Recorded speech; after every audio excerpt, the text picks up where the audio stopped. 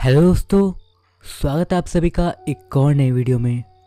आज मैं आप सभी के लिए लेकर आ गया हूँ सब्सक्राइबर्स की भेजी हुई कुछ और बेहद ही खौफनाक सच्ची कहानियाँ लेकर। दोस्तों, अगर आप मेरे चैनल पर नए हो तो उसे सब्सक्राइब करना बिल्कुल ना भूलें, क्योंकि मैं आपके लिए ऐसी स्टोरीज लेकर आता रहता हूँ। अगर आपको अपने साथ घटी कोई घटना मुझे बतानी हो तो आप उसे स्क्रीन पर दिख रही मेरी इंस्टाग्राम आईडी या मेरे व्हाट्सएप नंबर के थ्रू मुझ तक बता सकते हो। आपकी स्टोरीज सुनाने में मुझे बहुत ही खुशी होगी। इसके अलावा आप मुझे बता सकते हो कमेंट्स में अपने फेवरेट स्टोरीज़ के टॉपिक्स, ताकि मैं आपके लिए उन टॉपिक्स पर स्टोरीज़ ला सकूं और आप उन्हें एंजॉय कर सको। इसी के साथ अब हम बढ़ते हैं आज की अपनी फर्स्ट स्टोरी की तरफ। ये घटना हमें बताई है हमारे सब्सक्राइबर सूरज ने। आइए जानते हैं उनकी घटना को उन्हीं के शब्दों में।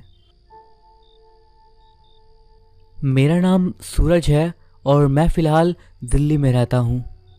ये घटना जो मैं आपको बताने जा रहा हूँ ये आज से कई साल पुरानी है, लगभग साल 1995 के आसपास की। मैं आपको ये बताना चाहूँगा कि जो मैं भी आपको बताने जा रहा हूँ हो सकता है कि आप मुझे पागल कहो और इस बात पर बिल्कुल भी यकीन ना करो, पर ये एकदम सच्ची घटना है।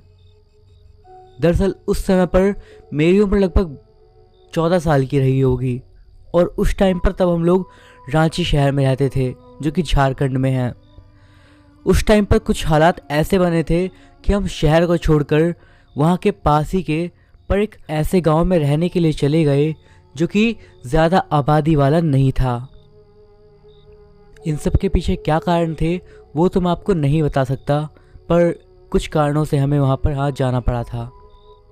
अब गांव में जिस जगह पर मेरे पापा ने घर लिया था वो दरअसल एक बड़ा सा फार्म हाउस टाइप का घर था, जिसके आसपास में कई सारे बगीचे थे। उनमें से कुछ की हालत तो बेहद ज़्यादा ख़राब हो गई थी क्योंकि उनकी देखभाल नहीं करी गई थी, पर उनमें से कुछ ऐसे भी थे जो कि अब भी काफ़ी ज़्यादा अच्छी हालत में थे। कुछ सेब के, कुछ मलबेरी के और कुछ काले जामुन के, ऐसे ही कई सारे पेड़ थे वहाँ पर। जहाँ पर काले जामुन थे उससे थोड़ा आगे थोड़ा जंगल जैसा एरिया था, मतलब पूरा जंगल नहीं पर हाँ काफ़ी बड़े एरिया तक वहाँ पर पेड़ ही पेड़ थे, तो उसे मिनी जंगल कहना सही रहेगा शायद। अब मैं आपको यहाँ पर ये बताना चाहूँगा कि हमारे घर से जो हमारे सबसे नज़दीकी पड़ोसी थे वो लगभग हमसे 8 या 10 मिनट के वॉकिंग डिस्टेंस पे रहते थे। अब इसे आप मीटर वगैरह में कितना समझोगे ये मैं आपके ऊपर छोड़ता हूँ, पर मैंने आपको एक आइडिया दे दिया है। हमारे घर में मैं और मेरी बहन थे और मम्मी पापा तो थे ही। मेरी बहन मुझसे 2 साल छोटी थी। एक और ज़रूरी बात, शाम होने के बाद हमारा घर से बाहर निकलना बिल्कुल मना था। पापा अक्सर ही काम से शहर में चले जाते थे और उस टाइम पर घर में बस हम 3 लोग रहते थे और मम्मी ने मुझे सख्ती से कह रखा था कि मुझे शाम के बाद घर से बाहर नहीं जाना है। अब जैसा कि मैंने आपको बताया कि हमारे घर के आसपास बगीचा इतना बड़ा था, तो खेलने के लिए मैं वहाँ से आगे कभी जाता ही नहीं था। दोस्तों के घर तो बहुत ही ज़्यादा रेयरली। अब गर्मियों का मौसम था और मैं अकेले ही वहीं पर एक बगीचे में खेल रहा था। थोड़ी देर तक मैं वहाँ पर न जाने क्या करता रहा, इतना मुझे याद नहीं, पर फिर मुझे भूख लगी और मैंने सोचा कि क्यों ना कुछ काले जामुन खाए जाएं, और उनको मेरे पापा ने पहले ही जांच लिया था कि वो खाने लायक थे। अब मैं वहाँ पर काले जामुन उठाने के लिए गया और तब मैंने इस बात को नोटिस करा कि मैं वहाँ पर अकेला शायद नहीं था। वहाँ पर कुछ तो था, मतलब एक आदमी की तरह, जो कि मुझे वो जो सामने पेड़ों वाला इलाका था वहाँ पर दिख रहा था। उसने कुछ तो मानो पहन रखा था, जैसे कोई चोगा या फिर कोई कंबल टाइप का, जिससे उसने अपने आप को ढक रखा था। मैंने उसे देखा तो वो मेरी ओर देखकर बस मुस्कुराए जा रहा था और अपने हाथ के इशारे से मुझे अपने पास आने को कह रहा था। मैं अब काफ़ी ज़्यादा कंफ्यूज सा हो गया।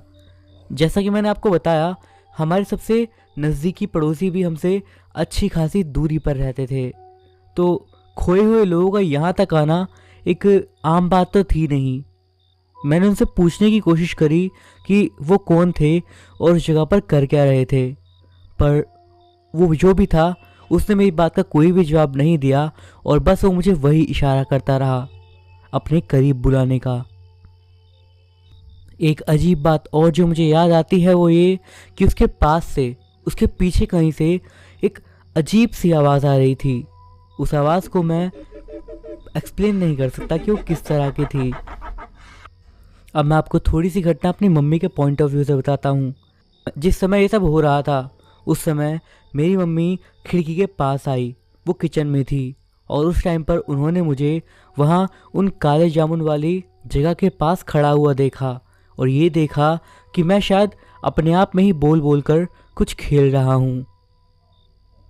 अब मैं एक ऐसा बच्चा था जो कि उस टाइम पर तो कम से कम काफ़ी सारे अलग अलग तरह के काम करता था और मेरी मम्मी को इस बात का पता भी था कि मैं अक्सर ही एक्टिंग करने की कोशिश करता हूँ, जिससे मैं अकेले ही खड़ा होकर बोलता था। तो मम्मी ने इस बात पर ज़्यादा ध्यान नहीं दिया और अपना काम करती रहीं। पर अब जब 15-20 मिनट जब ऐसे ही बीत गए तो मम्मी को थोड़ा शक हुआ और वो सोच में पड़ गई कि आखिर ये लड़का इतनी देर से कर क्या रहा है। इसके बाद वो गेट के पास से बाहर आई और उन्होंने मुझे आवाज़ दी और मुझसे पूछा कि आखिर मैं कर क्या रहा हूँ। मैंने बिना कुछ भी बोले अपनी उंगली को उस आदमी की ओर कर दिया और मेरा फेस मम्मी को देख रहा था और तब मैंने अपनी मम्मी के चेहरे के रंग उड़ते हुए देखे। उन्होंने मानो एक डरी सी और सख्त आवाज़ में मुझसे कहा, पापा को बुला के लाओ। मुझे उनकी मानो आवाज़ सुन के ही पता लग गया था कि कुछ तो बहुत गलत है, तो मैं घर के अंदर भाग कर गया क्योंकि मुझे तो ऐसा लग रहा था कि शायद उन्हें दर्द हो रहा है। दर्द इस वजह से क्योंकि उस टाइम पर वो मेरी दूसरी बहन से प्रेग्नेंट थी। अब जैसे ही मैं घर के अंदर की तरफ जाने को भागा उसी समय पर मेरी मम्मी की काफ़ी तेज़ चिल्लाने की आवाज़ आई और कुछ आवाज़ ऐसी आई जैसे मानो कोई जंगल की झाड़ियों में से निकलकर ऊपर की ओर गया हो और झाड़ियों की काफ़ी तेज़ आवाज़ हुई हो। मुझे नहीं पता कैसे और क्यों, पर मुझे बस इतना पता था कि मुझे ऊपर मुंह उठाकर नहीं देखना है और मैंने अपना सिर नीचे की ओर कर लिया और बस ज़मीन पर परछाई को देखता रहा। और तब मैंने वो परछाई देखी, एक आदमी की परछाई जिसके शायद पंख थे, काफ़ी बड़े पंख, और वो भी ऐसे पंख जो कि दिखने में शेप से चमगादड़ की तरह दिख रहे थे। इस पॉइंट के बाद से मुझे आगे का ज़्यादा कुछ याद नहीं आता है, पर जितना याद आ रहा है वो ये कि इस घटना के बाद से अगले कई दिनों तक आसपास के सारे लोग एक एक करके हमारे घर आते थे और मुझसे पूछते थे कि मैंने क्या देखा और उस दिन क्या हुआ था। इस घटना के बाद से मैं और मेरी बहन और मम्मी पापा सब एक ही रूम में सोते रहे तब तक जब तक कि हम उस घर में रहे, यानी कि अगले 1 साल तक, क्योंकि उसके बाद हम वहाँ से फिर से शिफ्ट हो गए थे। इस घटना के बारे में मैं काफ़ी हद तक अब तो भूल गया था, पर मैंने हाल ही में एक फ़िल्म देखी थी जिसका नाम है जीपर्स क्रीपर्स। इस मूवी को देखने के बाद मुझे उसी आदमी की याद आ गई एकदम से जो कि मैंने उस दिन देखा था। मैं तो बस सोच रहा था शायद ये सब मेरी कहीं इमेजिनेशन तो नहीं, क्योंकि मुझे उतना अच्छे से याद नहीं था। पर उसी टाइम पर मेरी मम्मी मेरे पास आई और मुझसे पूछने लगी कि क्या देख रहे हो। तो मैंने उन्हें उन मूवी के बारे में बताया और उसके बाद मैंने उन्हें यही बताया कि मुझे इस मूवी को देखकर उस फार्म हाउस वाली इंसिडेंट की याद आ गई। और जब मैंने मम्मी को इस टाइम पर भी वो बात बोली तब भी उनका चेहरा काफ़ी ज़्यादा सीरियस हो गया। उन्होंने मुझसे बस इतना कहा, इस बारे में दोबारा कभी मत बोलना। पर इस घटना के बाद से इसके बारे में जानने की जिज्ञासा मेरी और ज़्यादा बढ़ गई है। वो आखिर था क्या? आपको क्या लगता है वो मुझ जैसे छोटे बच्चों को क्यों परेशान कर रहा था? अगर वो बस मेरी इमेजिनेशन था तो मेरी मॉम उससे आज तक इतना ज़्यादा क्यों डरती हैं? अगर आप में से किसी के पास भी मेरे किसी सवाल का जवाब हो तो मुझे ज़रूर बताइएगा। मेरा नाम ऋषभ है और मैं कानपुर का रहने वाला हूँ। मेरी उम्र 29 साल है जिस टाइम की मैं आपको घटना बताने जा रहा हूँ तब मैं उस जगह पर एक एंट्री लेवल आईटी जॉब में स्टूडेंट और एम्प्लॉय दोनों एक साथ था। उस समय पर मुझे याद है गर्मियाँ ख़त्म होने वाली थी और लास्ट के कुछ दिनों में हमारी शिफ्ट फुल टाइम डे से बदलकर रात की पार्ट टाइम हो गई थी। तो सारा काम करने के बाद मैं और मेरे कुछ दोस्त जो कि वहीं पर काम करते थे वहाँ आराम से बैठे हुए थे। वो एक रूम था जो कि हमें काफ़ी ज़्यादा पसंद था क्योंकि वो अच्छा खासा एयर कंडीशन था। उस छोटे से ऑफिस में एक चेयर पर आराम से बैठने के बाद मेरा जो एक कोवर्कर था उसने उस फ़ोटो की तरफ इशारा किया, पर वो फ़ोटो इतनी ऊंचाई पर लगी हुई थी कि वो बस उसके एंगल से ही दिख पा रही थी और उसके सामने एक बड़ी सी अलमीरा रखी हुई थी। तो उसके बाद हमें कुछ इंटरेस्टिंग लगा तो हम में से एक ने, जो कि सबसे लंबा था, वो जैसे तैसे करके टेबल पे चढ़ के उस फ्रेम को उतार लाया। मुझे नहीं याद हम में से किसी ने भी उस फोटो के नीचे की कैप्शन को पढ़ा था या नहीं पढ़ा था, पर हमने उस फोटो को बड़े ध्यान से देखना शुरू कर दिया जिसमें हमें खूबसूरत सी लड़की को देख पा रहे थे। तभी मेरे साथी ने उस कैप्शन को पढ़ा, रेस्ट इन पीस मीमा। जैसे ही हमने ये शब्द पढ़े हमारी टेंशन बढ़ गई। वो एक काफ़ी ज़्यादा सुंदर सी लड़की लग रही थी। उसकी फ़ोटो उस रूम में एकदम कोने पे लगी हुई थी, सामान के पीछे लगभग छुपी हुई। तभी हम में से एक ने ऐसे ही मजाक में बोल दिया, अब ये कमरा भूतिया हो गया है। इसके बाद हम लोग हंसने लगे। इसके बाद मैंने मजाक को ज़्यादा आगे ना बढ़ाते हुए अपने उस दोस्त से कहा, ठीक है बहुत हो गया मजाक, अब जैसे से उतारा है वैसे ही वापस लगा दो। पर उसके मन में कुछ और ही था। अब उसे आलस आ रहा था वापस से टेबल के ऊपर चढ़ के उसे उस कील के सहारे फ्रेम में लगाने के लिए। तो उसने उस फोटो को यानी कि उस फ्रेम को थोड़ा ऊपर उचक कर उस कील के पास इस तरीके से फेंकने की कोशिश करी कि वो कील के अंदर जाकर फंस जाए और वहीं पर टिक जाए, पर ऐसा हुआ नहीं। वो कांच वाला फ्रेम सीधा नीचे जा गिरा और उसका कांच टूट गया और उस पर क्रैक आ गया। मैंने उसे फ़ौरन कहा, इस फोटो को जैसे उठाया था वैसे रख दे चुपचाप। इसके बाद उसने अब सही से उस फोटो को वापस वहीं पर लगा दिया और हम लोग चुपचाप अपना काम ख़त्म करके घर आ गए। मैंने उस फोटो के बारे में ज़्यादा नहीं सोचा था तब तक जब तक मैं घर नहीं आया। घर आने के बाद मैंने थोड़ी सी बियर पी और उसके बाद मैं अपने कंप्यूटर पर बैठ गया और मैं पता नहीं क्यों उस लड़की का नाम जो कि मीमा लिखा था उसके आगे कुछ कीवर्ड्स टाइप करके उसे सर्च करने की कोशिश करने लगा और मुझे कुछ भी नहीं मिल पाया। मैंने भी इस बात को भी इग्नोर कर दिया। पर अगले दिन जब मैं कैंपस में आया, सुबह सुबह सबसे पहली चीज़ जो मैंने करी वो थी उस रूम में जाना। मैं बस अपना बैग वहाँ पर रखना चाहता था। तो जब मैंने दरवाजे को खींचने की कोशिश करी, दरवाज़ा खुला ही नहीं। मैंने अपने कार्ड को फिर से स्वाइप करा उस रीडर पे, पर फिर भी गेट नहीं खुला। मैंने कार्ड को 2-3 बार और स्वाइप करा, पर गेट 5वीं बार भी जब नहीं खुला तो मैंने सोचा शायद ऑथेंटिकेशन मशीन में कुछ दिक्कत आ गई होगी। पर मेरी ये बात अगले 1 मिनट में ही गलत साबित हो गई तब जब मैं दूसरे कमरे में जाकर उस कार्ड को स्वाइप करा, यानी कि वहाँ का दरवाज़ा खुल गया था। मैं बस वहाँ से चला गया और थोड़ी देर बाद जब मैं अपने कोवर्कर के साथ उस जगह पर फिर से आया, एक्चुअली मैं लंच ब्रेक पर, तब मैंने फिर से उनके सामने स्वाइप करा और तब भी दरवाज़ा नहीं खुला और उन्होंने भी ट्राई करा तब भी नहीं। हम लोगों ने बस ये सोचा कि शायद इस रूम का रीडर ही टूट चुका है और उसके बाद मैंने अपने दोस्तों से कहा चलो किसी दूसरे रूम में जाकर खाते हैं। पर इस टाइम पर पता नहीं क्यों मेरे दिमाग में एक अजीब सा जुड़ाव आ गया था दो चीज़ों के बीच। कल जो हमें फ़ोटो मिली थी और आज ये दरवाज़ा बंद हुआ था, पर मैं इस बारे में ध्यान बिल्कुल भी नहीं दे रहा था। मैं उसके बारे में लगभग भूल गया था थोड़े समय बाद। मेरे फ्रेंड्स और मैं अब ज़्यादातर एक दूसरे रूम में बिताने लगे थे। अब हम उस पुराने वाले रूम या फिर एक्चुअली में जो एक लैब थी उसके बारे में ज़्यादा बात नहीं करते थे। कुछ समय बाद मैं अपने दोस्तों से पूछा कि क्या उन्होंने मीमा के बारे में ऑनलाइन कुछ पाया, तो उन्होंने कहा कि वो तो इस बारे में भूल भी चुके थे और उनमें से किसी ने भी इस बारे में बिल्कुल भी सर्च नहीं करा है। मैं भी बस वो पागल था जो कि ऐसा कर रहा था। अब आते हैं कुछ दिनों बाद वाली घटना पर, जो कि मेरे लिए काफ़ी डरावनी घटना थी। उस टाइम पर हमारी शिफ्ट फिर से बदल गई थी और मैं अपने एक दोस्त के साथ वहाँ पर शिफ्ट पे ही था।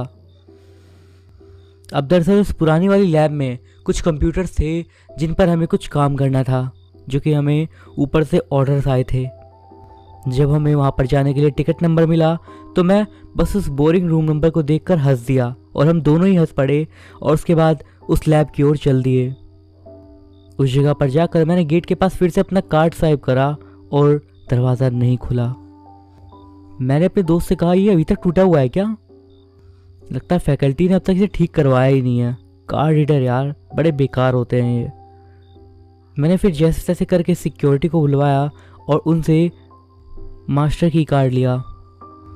ये सब होते होते बाहर अंधेरा हो गया था और उसके बाद जब मैंने मास्टर की कार्ड के ज़रिए वो दरवाज़ा खोला तो दरवाज़ा एक आवाज़ के साथ खुला और जब हम अंदर गए तो हम बिल्कुल हैरान हो गए थे।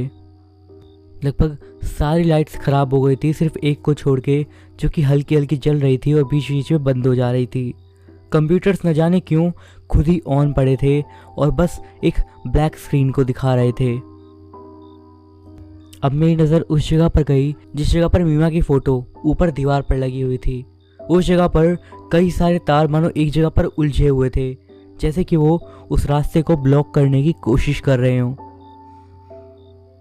हमारे दिमाग में बस यही बात आई कि जिसने भी रूम की हालत करी है बहुत ही बुरी तरीके से करी है और उसे काफ़ी ज़्यादा समय लगा होगा ऐसा करने में, लेकिन हमें चोरी का कोई भी निशान नहीं दिख रहा था और ना ही कोई सबूत ऐसा।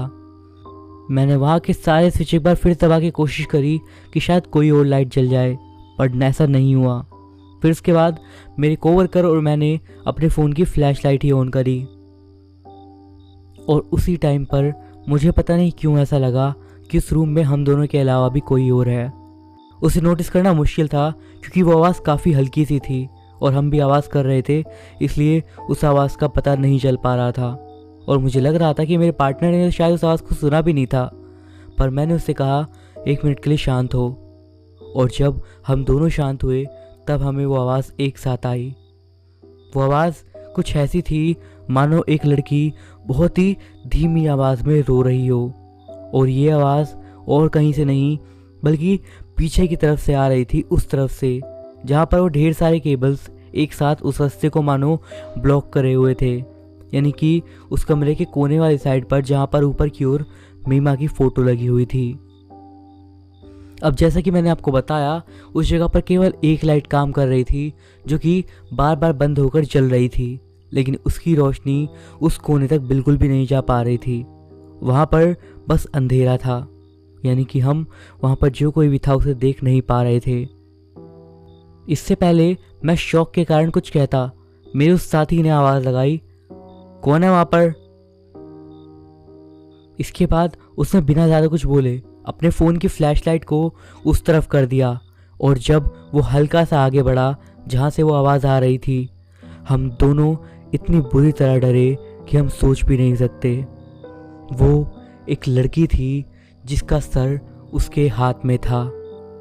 हाँ, आप सही सुन रहे हो, उसने बिल्कुल एक सफ़ेद कलर की ड्रेस पहन रखी थी और उसकी जो कटे हुए सर की आंखें थी उनमें से पानी निकल रहा था मानो वो रो रही हो। हम दोनों तो मानो पत्थर की मूर्त बनके वहीं पर खड़े रह गए और हमारा चेहरा बिल्कुल सफ़ेद पड़ गया बर्फ़ की तरह। और सबसे ज़्यादा डरावनी बात ये थी कि वो जो लड़की थी उसका चेहरा बिल्कुल मीमा की तरह था। मेरे उस कलीग ने भी मीमा को पहचान लिया था और हम दोनों ही बुरी तरह से वहाँ से भागे और दरवाजे को जोर से बंद करके पीछे को हो गए। उसके बाद हम बाहर मेन गेट की साइड को भागने को लगे और तभी हमें दूसरी तरफ से सिक्योरिटी गार्ड आता हुआ दिखाई दिया।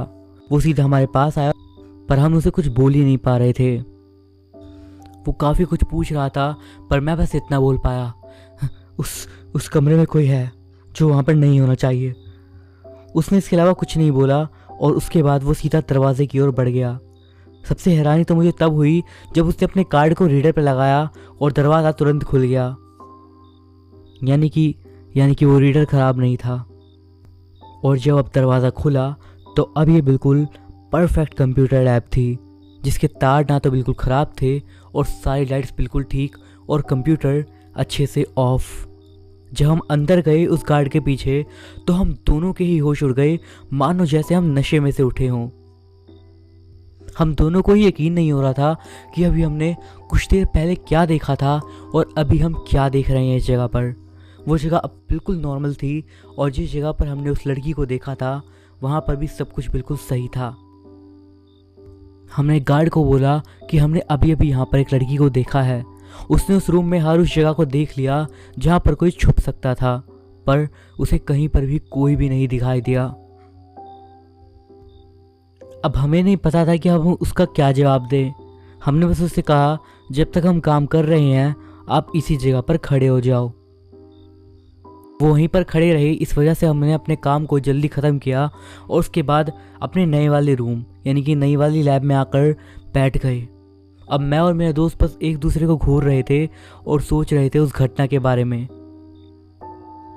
सबसे अजीब बात तो ये थी कि हमने सारे कंप्यूटर्स को वहाँ पर चेक किया और जिस कंप्लेन को लेकर हमें वहाँ पर भेजा गया था वो ऐसी कोई प्रॉब्लम कंप्यूटर्स में थी ही नहीं, बल्कि वो लगभग बिल्कुल ओके कंडीशन में थे।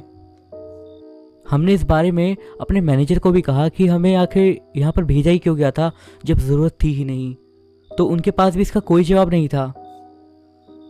इस वाली घटना के बाद से छोटी छोटी घटनाएं होना शुरू हो गई, जैसे कि हमारा सामान कभी कभी इधर उधर मिलता और जब भी अब हम उस लैब में जाते तो हमें आसपास में कुछ अजीब सी ड्राइंग्स बनी हुई दिखती दीवार पर। मुझे याद है सबसे पहली फ़ोटो जो मैंने दीवार पर बनी हुई देखी थी वो एक कार्टून वाली बिल्ली जैसी लग रही थी और मानो किसी बच्चे ने उसे दीवार पर क्रेयॉन से बना दिया हो। ये उतनी ज़्यादा अजीब तो नहीं थी, पर मेरे दिमाग में उन सभी लोगों के नाम आ रहे थे जो कि उस रूम को एक्सेस कर सकते थे और मेरे दिमाग में ऐसा किसी का भी नाम नहीं आ रहा था जो कि इस तरह की कोई ओछी हरकत करे। अब धीरे धीरे ये जानवरों वाली ड्राइंग की घटना बढ़ती चली गई। हर दिन कोई ना कोई नया डिज़ाइन वहाँ पर मिलता और ज़्यादातर ये कोई जानवर की ड्राइंग होती थी। हमने अपनी टीम में सीधा बोल दिया कि जो कोई भी कर रहा है बता दो, उसको कोई दिक्कत वाली बात नहीं है। हम बस जानना चाहते थे कि वो कौन था, पर कोई भी ऐसा नहीं था जिसने ये बात मान ली हो। हमारे बॉस ने सिक्योरिटीज़ को धमकी दी कि कैमरा में वो चेक करें, पर कैमरास में कुछ भी नहीं मिलता था। पर कुछ दिनों बाद ये घटना बदल गई। अब हमें टेबल पर एक कागज़ की बनी हुई चिड़िया पड़ी हुई मिलती थी, एक नीले कागज़ की बनी हुई चिड़िया। उनके बारे में सबसे ज़्यादा अजीब और मेरे हिसाब से डरावनी बात यह थी कि अगर आप उनमें से एक चिड़िया को वहाँ से हटाओगे तो अगले दिन आपको उसी जगह पर एक और वैसी ही चिड़िया बनी हुई मिल जाएगी। और हर रोज़ रात को एक ना एक टाइम ऐसा ज़रूर होता था जिसमें थोड़ी सी देर के लिए ही सीसीटीवी कैमरा में कुछ प्रॉब्लम हो जाती थी और उतनी टाइम की फुटेज गायब हो जाती थी, लगभग हर रोज़। अगली बड़ी घटना हुई लगभग शनिवार के दिन, जब मैं उस जगह पर 8 आवर की शिफ्ट पे था। उस टाइम पर मैं फ़ोन में ऐसे ही डिस्कॉर्ड यूज़ कर रहा था और तभी पता नहीं कैसे मुझे एक लड़की के हंसने की आवाज़ आई। मैं एकदम से पीछे को पलटा और तभी मुझे स्टोरेज एरिया के पास से किसी के चलने की आवाज़ सुनाई दी। मैं फ़ौरन भागकर उस जगह पर गया, पर मुझे वहाँ कोई नहीं दिखाई दिया। मैंने बाद में ये बात अपने कोवर्कर को बताई तो सबसे अजीब बात ये थी कि उसने भी इस बात को माना कि उसने भी ऐसी आवाज़ को सुन रखा है। सबसे ज़्यादा अजीब बात ये थी कि अभी जितनी भी घटनाएं होती थी जो कि दिखती थी हम लोगों को, ये बस उन्हीं हम लोगों को दिखती थी जो कि उस दिन वहाँ पर थे जब हमने मीमा की फ़ोटो को देखा था। अब मैंने अपने दोस्तों को बताया कि मुझे सच में लगता है कि ये और कोई नहीं बल्कि मीमा की आत्मा है जो ये सब कर रही है और वही हमें दिखती भी है शायद। एक डरावनी घटना तब हुई जब मैं एक कंप्यूटर सेट को उस जगह पर नई वाली लेबोरेटरी में ले जा रहा था और तभी मुझे अपनी लेफ़्ट साइड से किसी के भागने की आवाज़ आई और जैसे ही मैं मुड़ा मुझे एक सफ़ेद कपड़े पहनी हुई लड़की भागती हुई दिखाई दी जो कि तुरंत ही मुड़ गई। मैं फ़ौरन उस तरफ गया और मैंने देखा वो लड़की एकदम कोने में जाकर खड़ी होकर मुझे घूरी और फिर दूसरी साइड को मुड़ गई। मैंने अपने फ़ोन की रिकॉर्डिंग ऑन कर ली और सीधा भागकर उस जगह पर गया, पर वो लड़की मेरे मुड़ते ही वहाँ पर गायब हो गई। वहाँ पर छुपने की कोई जगह नहीं थी और वो बस हवा में गायब हो गई। इस पॉइंट तक मैं काफ़ी ज़्यादा डर गया था सच में। मुझे अब ये लगने लगा था कि मीमा वो मुझे चोट नहीं पहुंचाना चाहती थी, वो बस अपनी मौजूदगी का एहसास दिला रही थी।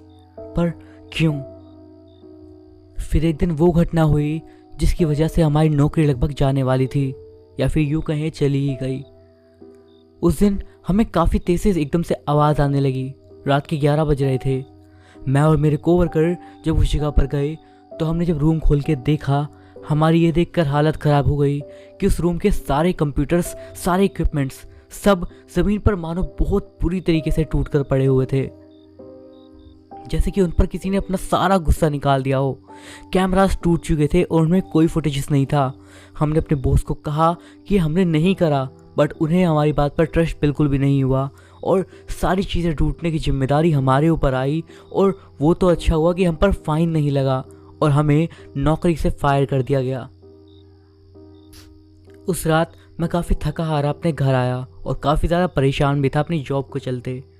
मैं घर आया और बेड पर लेटते ही मैं सो गया और उस रात मैंने एक बहुत ही डरावना और खौफनाक सा सपना देखा अपने लिए। मैंने देखा मानो मैं किसी मेट्रो स्टेशन के प्लेटफॉर्म पर खड़ा हूँ। मैं प्लेटफॉर्म के एकदम साइड में खड़ा हूँ और तभी मेरी नज़र जाती है एकदम प्लेटफॉर्म के लास्ट वाले एरिया पर। वहाँ पर मैंने देखा एक लड़की खड़ी हुई है और वो और कोई नहीं बल्कि मीमा है। मेरे हाथ में एक पुराना कैमरा है। वो मेरी ओर देख रही है और मुस्कुरा रही है। वो अपने हाथों से इशारे करके क्यूट क्यूट से पोज बना रही है और मैं उसकी फ़ोटोज़ खींच रहा हूँ। और तभी लगभग 1 मिनट के बाद एक ट्रेन की लाइट मेरी आंखों के सामने आती है। मुझे याद है ट्रेन की लाइट देखते ही मैंने अपने कैमरा को नीचे कर दिया और मैं मीमा की ओर देखने लगा। वो मेरी ओर हाथ हिलाए जा रही थी और जैसे ही ट्रेन एकदम नज़दीक आई वो ट्रेन के सामने कूद गई और मेरे सामने ही ट्रेन उसके ऊपर से चढ़ के निकल गई।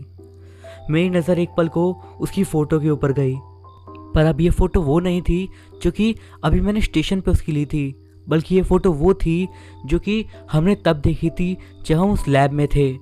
वही फ़ोटो जो सबसे पहले मैंने मीमा को देखा। पर उस फ़ोटो में एक बदली हुई चीज़ थी। पहले उस फ़ोटो में जब हमने मीमा को देखा था वो उसमें मुस्कुरा रही थी, पर अब वो उदास दिख रही थी। एकदम से मेरी आँख खुली और मैं बिल्कुल पूरी तरीके से पसीने में तर भीगा हुआ था। मैंने अपने फ़ोन को देखा और सुबह के 4 बज रहे थे। मैंने वापस सोने की कोशिश करी पर मैं नहीं सो पाया। मैं बस बेड पर लेटा रहा और उस फोटोग्राफ के बारे में सोचता रहा। मुझे नहीं समझ में आ रहा था कि मेरे दिमाग में क्या चल रहा है, पर मुझे पता नहीं क्यों अंदर ही अंदर समझ में आ गया था कि अब मुझे आगे क्या करना है। अगले कुछ घंटे मैं ऐसे ही चुपचाप अपने बेड पर लेटा रहा और उसके बाद सुबह की पहली बस पकड़कर मैं अपने ऑफिस गया। मैं कल फायर तो हो चुका था पर भी मैंने अपना सामान और अपना कार्ड वापस नहीं करा था। मैं जैसे तैसे करके चुपचाप उस गेट से अंदर गया और सबसे पहले ही ऑफिस के अंदर चला गया और सीधा पहुंचा उस लैब के अंदर। लैब में अब भी काफ़ी सारा टूटा सामान पड़ा हुआ था जो कि हटाया नहीं गया था। पर जैसे ही मैं अंदर गया मुझे मानो एक ठंडक सी महसूस हुई उस जगह पर जो कि बाहर नहीं हो रही थी। मुझे ऐसा महसूस हो रहा था कि मैं वहाँ पर अकेला नहीं हूँ, पर मैं बस वो कर रहा था जो कि मेरे मन में आ रहा था। मैं सीधा उसी जगह पर गया, मीमा के कमरे में। अपनी कम हाइट होने के बावजूद भी जैसे तैसे करके मैंने टेबल का जुगाड़ करके उस फोटो को नीचे उतारा और उस फोटो को मैंने देखा तो मेरे रोंगटे खड़े हो गए। फोटो का पोज बदल गया था। अब इस फोटो में भी मीमा का चेहरा उदास दिख रहा था, बिल्कुल वैसा जैसे मैंने अपने सपने में देखा था। उसी समय पर मुझे एकदम से इतनी तगड़ी वाइब आई कि मेरे पीछे उसी समय कोई खड़ा हुआ है और मुझे काफ़ी ज़्यादा डर सा लगने लगा। उस फोटो का कांच मैंने आपको बताया था कि शुरू में ही चटक गया था। मैंने अपने जेब में से अपना हैंकरचिफ निकाला और उस फोटो को साफ करा और उस फोटो को अपने सामने हाथ में पकड़कर धीरे से कहा, सॉरी मीमा, मुझे माफ़ कर देना।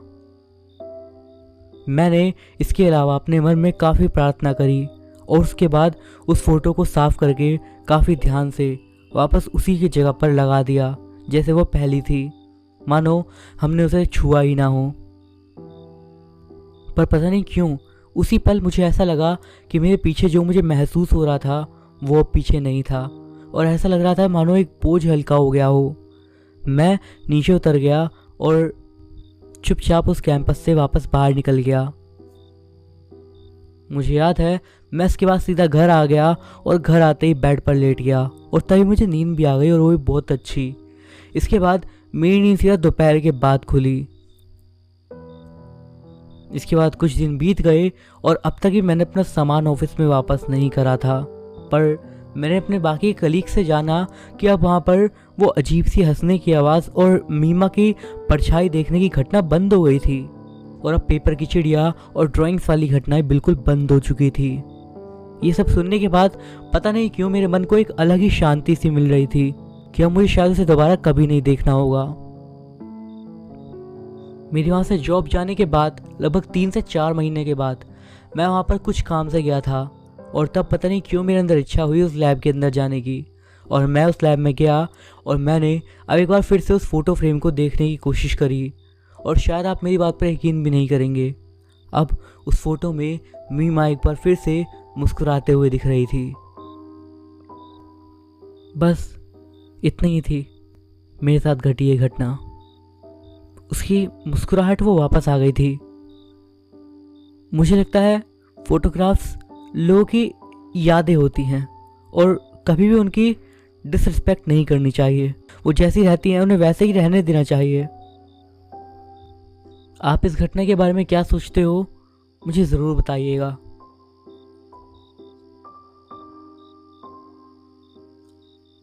तो दोस्तों ये थी हमारी आज की स्टोरीज़। वीडियो आपको कैसा लगा मुझे कमेंट्स के ज़रिए ज़रूर बताइएगा। वीडियो पसंद आया तो एक लाइक ज़रूर करिएगा। इस वीडियो पे एम करते हैं 250 लाइक्स के लिए। आई होप आप इतना कर सकते हो मेरे लिए। मैं अभिषेक मिलता हूँ आपसे अगली वीडियो में कुछ और ऐसी ही स्टोरीज़ के साथ। तब तक के लिए बाय।